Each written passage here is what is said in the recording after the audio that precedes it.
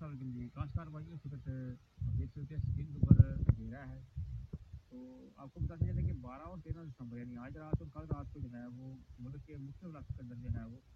شدید کورا اور دھند اور سردی کے امکانات ہیں۔ ٹیمپریچر جو ہے وہ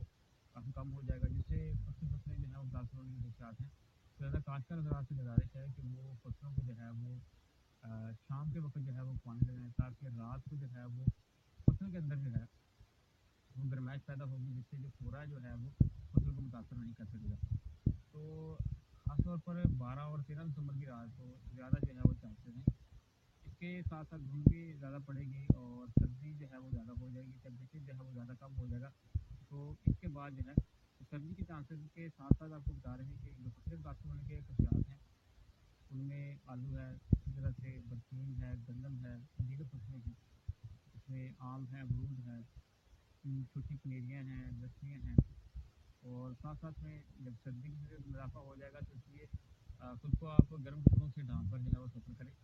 کیونکہ دھند بھی ہوگی اور موٹر